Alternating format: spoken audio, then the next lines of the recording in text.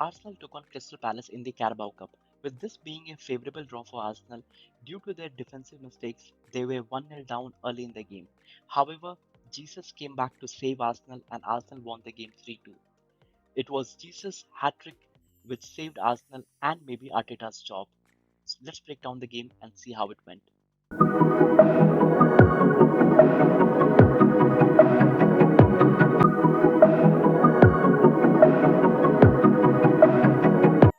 Now, in terms of performance, it really doesn't matter in the Carabao Cup or in any of the cup games. What really matters is Arsenal get the win and they move on to the next game. The performance and which player scores a goal, it really doesn't have that much of an impact. However, we have been waiting for Gabriel Jesus to make some mark, get back into his goal scoring form, which he has not been doing for quite some time. It was good to see him back in scoring terms where he scored some beautiful goals, one up from the chip to with a very good finish. So I think in total it will really improve Gabriel Jesus' confidence and that might help us in the upcoming games. He was awarded the ball and the player of the match award for his hat trick. But there is one thing that we understood from yesterday's game is Arsenal cannot rest their main players. We tried to rest a couple of players when it comes to defensive players and when it came to attacking players. But our team did not seem to be clicking. The first half, we were trying a lot of things, but we were not able to threaten Crystal Palace at all, apart from some few crosses that we put in. And it was only when Saliba was brought in as a defender and Martin Odegaard was brought in the midfield to help Arsenal, they came back with the cutting edge that gave us the 3 goals. In the past couple of games, Kivior has been performing decent. I'll not say exceptional, but he has been performing at a decent level. And I thought this was the game where it will suit him. It was a cup game, and I thought he will be able to handle it better. But early in the game, Mateta tries to disrupt his play and totally shakes him off, wins the ball, and scores a beautiful goal in the 5th minute of the game. This makes Arsenal go 1-0 down at a very early stage. And if you have seen this goal, you can see that Kivior is seeing the ball. He completely loses it. Mateta completely outmuscles him here, tries to shake off him by holding with his hand, and then finally finish it off in style and gives Crystal Palace a lead early in the game. I was really impressed by Kieran Tierney yesterday, and for a moment I was thinking maybe we should give him some more chance, maybe some more game time. But then again, he pulled off one of his muscle, and then he had to be substituted. That made me realize that this guy is such an injury-prone player. Arsenal have been carrying him over the years, where he cannot give us a consistent run of games.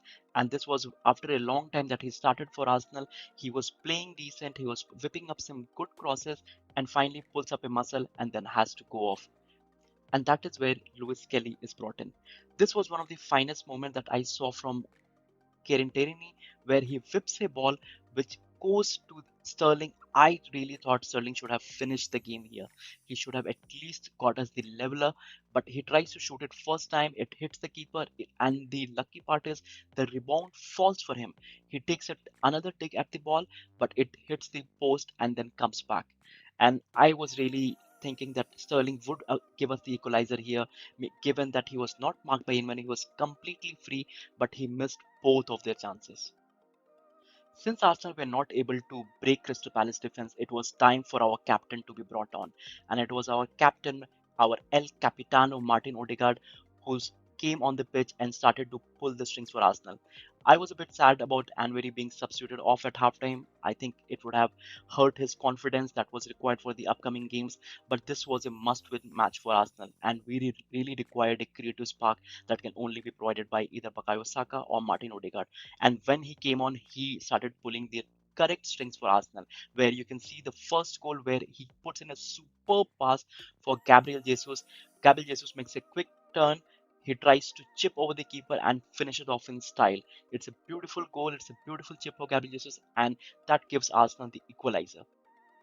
From this point onward, it was all Arsenal. They were trying to dominate the game. They were trying to ask questions of Crystal Palace. And finally, with one of the brilliant moves from Bukayo Saka, where he tries to play in Gabriel Jesus, and Gabriel Jesus again finishes off beautifully. I think this was one of the first times where I saw Gabriel Jesus creating or finishing this kind of goal, where we have longed for these kind of finishes from either Kai Havertz, Martinelli, or Gabriel Jesus. But he finishes off in this in style, and this gives Arsenal a lead for the first time in the game. And then again, a magical pass from Martin Odegaard and a beautiful finish from Gabriel Jesus. This is in the 80th minute of the game where Crystal Palace are on all out attack, trying to equalize for them. And Martin Odegaard plays a beautiful ball where he puts Gabriel Jesus through. Gabriel Jesus runs with the ball, he is completely unmarked, and he finishes off again with a beautiful finish that gives Arsenal a 3-1 lead in the 80th minute of the game. And this is where most of you would have thought that this is where Arsenal will now like to control the game, and this game will end in a 3-1 result for Arsenal. But that was not to be there, because you could not just write off an Eddie Nketiah goal coming back to Arsenal. And this is where he tries to jump between Saliba and Kivior and finishes off a beautiful run. You need to understand that he's at least 14 yards outside the post, and he finishes off on a top corner finish. Raya, even being fully stretched, could not do anything about it. I think it was a beautiful finish from him, a beautiful header, but this gives a very nerving ending to the game for Arsenal, where all the things that Arsenal were doing, trying to control the game, trying to control the ball, it just vanished when this goal went in. And our defense did look in trouble where Nketiah was in the room. But it was a good. I don't have any grudges against him. I think he was really looking for more playing time. Unfortunately, it has not worked well for him in Crystal Palace, where he has only scored 2 goals, both of them coming in the Carabao Cup. So, but I hope he clicks. But this was something that I didn't mind, to be honest. There were a couple of Arsenal fans on the social media where they were not happy about the celebration that he did, but I think I was pretty much okay with it. I didn't mind. In terms of the overall performance, I think the team played pretty well, apart from the one early goal threat that they had and one of the header that Nketiah scored. I think Gabriel Jesus, our hat-trick hero, he is with 8.9. Trossard, I think he had a good game as well. Sterling, I was expecting a bit more out of him. I thought this was a competition and a game where he could really flourish. He could really show some signs and maybe ask questions of Arteta on why he's not playing him. But I really didn't see him doing anything or impacting the game as much as I like. He had one beautiful chance which he could not convert. In terms of Mikel Merino, I really don't know what this guy is good at. He doesn't part the ball. He had a couple of decent chances from outside of the box, which really didn't trouble the keeper as much. Jorginho, tried to control the game for Arsenal. I think he was decent. And very, he couldn't impact the game, but he only played first half. Trini, I think he was good. He was looking lively, but then again, he's injury prone. He went off by pulling a muscle.